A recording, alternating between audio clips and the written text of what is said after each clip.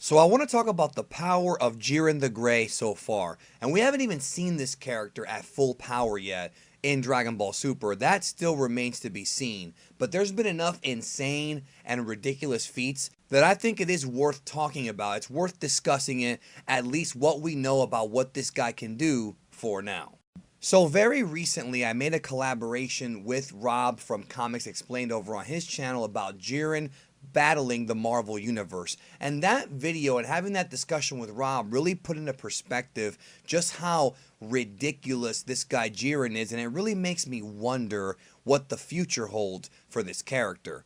Jiren is a character that is, as of right now, shrouded in tons of mystery. We don't know his backstory. We don't know how he was recruited for the Pride Troopers. We don't know what race he is. And we still do not really know the limitations of his power. And as a result of this, I've seen a lot of Dragon Ball fans say that he's kind of boring and kind of stale, which I can't entirely disagree on because he is, as of right now, a huge plot device, a huge obstacle for Goku to get through. He's kind of like Dragon Ball's representation of the ultimate badass, the ultimate challenge for Goku, at least for right now. He is a big mountain, a big wall for Goku to climb and eventually surpass. That's the way that I see it, even though I don't want it to happen too quickly. I want them to take their time with this and really make it matter if and when Goku surpasses him. But it's going to be quite the story to see based on what we've seen from Jiren thus far.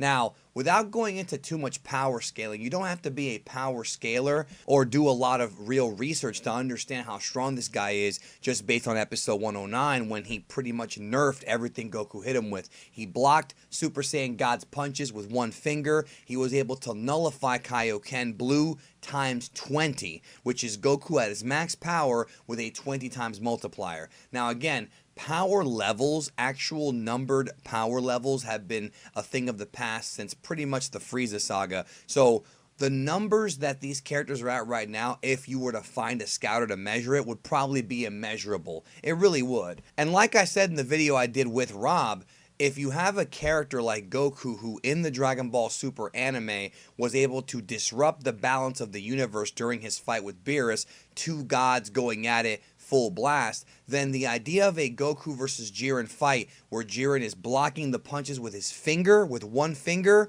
tells me that even Beerus would have problems with Jiren or perhaps even lose. Not enough evidence yet because we have not seen Beerus at full power, but Beerus has not ever shown to be able to block Super Saiyan God's punches with one finger, and based on the character of Beerus, you would think he would certainly be able to do it. But Beerus also did tap into a table and blow off half a planet, so this is a guy who, again, hard to measure him because we haven't seen him at full power. That goes for both Beerus and Jiren. But it's still ridiculously impressive that Jiren was able to take out everything Goku hit him, including a super-powered Spirit Bomb Genki Dama, that Jiren was able to bounce back at him with very little trouble. And let's not forget that when Jiren powered up, that he shook the entire world of Void, which surprised even Beerus. All of the gods were amazed at the fact that there is a mortal that exists that has this kind of power, and it was confirmed by Whis that he is indeed the mortal above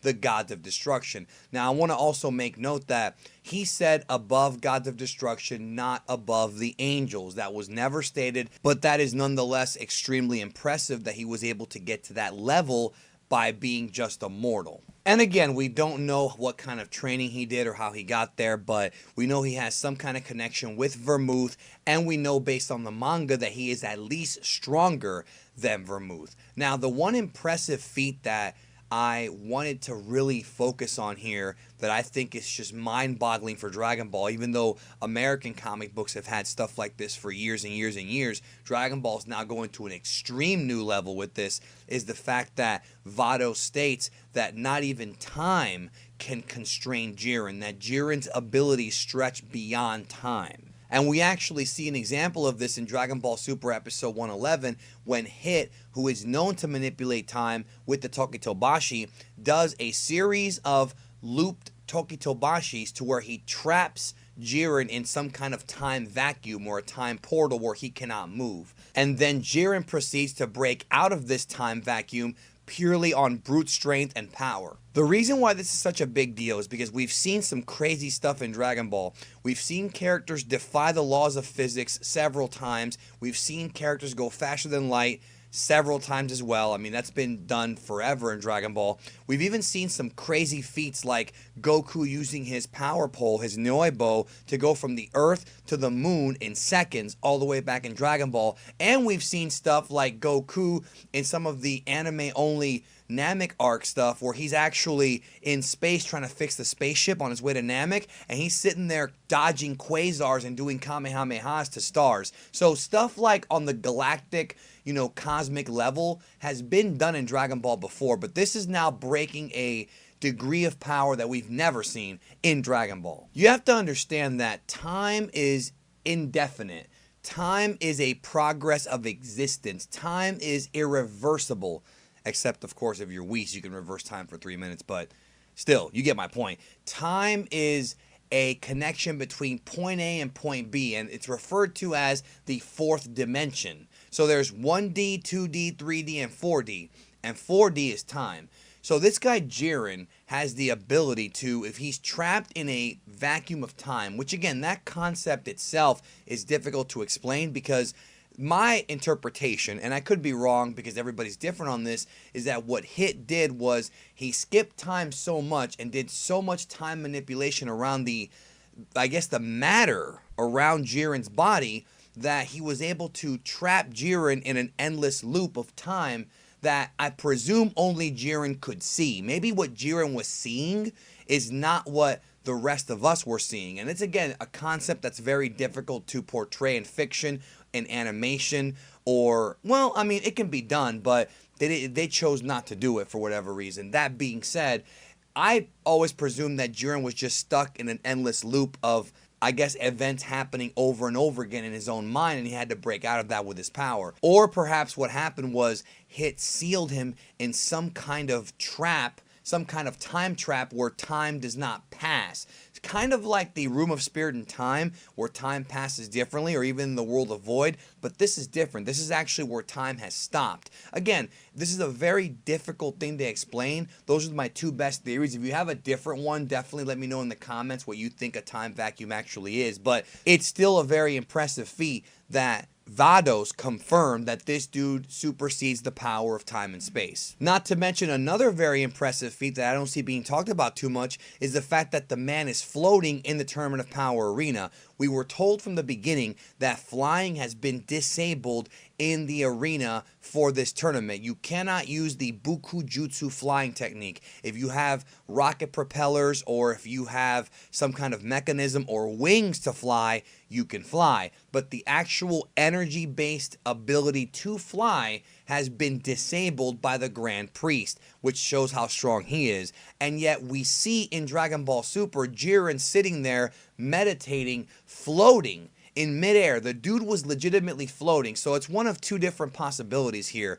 Either number one, his power is so great that he's able to nullify the cancellation of Bukujutsu. I'm not saying he's stronger than the Grand Priest. That's not what I'm saying. What I am saying is he might be stronger than what the Grand Priest put in the arena, the ability he used to stop the flying. He may be able to break that. Or the second possibility could be that Jiren is actually floating with a different technique that is not Bukujutsu. Now, I know a lot of people were saying that during the Goku Jiren fight they were flying, but they really weren't. If you pay attention to that fight, they were just jumping really, really high and moving at such a speed that the wind resistance was cut short and they were able to just look like they're flying, but they actually were not flying, which is why Goku had to use the center pole to bounce off of it to deliver that big punch. There was no flying there. I'm talking about after that when he decided to go ahead and meditate. He's sitting there floating for an extended period of time. So again, this dude either knows how to fly without using Bukujutsu, or he's strong enough to cancel out that rule. And I do find it very interesting that the Grand Priest hasn't even made a comment about this yet, so I wonder if he's even paying attention to what's going on. But hey, that's what I got for you today. Jiren's feats so far. Let's see what's going to happen when Jiren faces Goku one more time later on in this tournament. I think it will happen. Let's see if we really see this dude's full power. And if so, I'm sure that myself and a few others will be covering how strong this guy is. Very, very likely. And just maybe be in awe of his ability. So let me know what you think in the comments about Jiren's strength. And if you like this video, check out some of the other ones on the channel. Don't forget to subscribe to Geekdom 101. Thank you, and I'll talk to you guys later.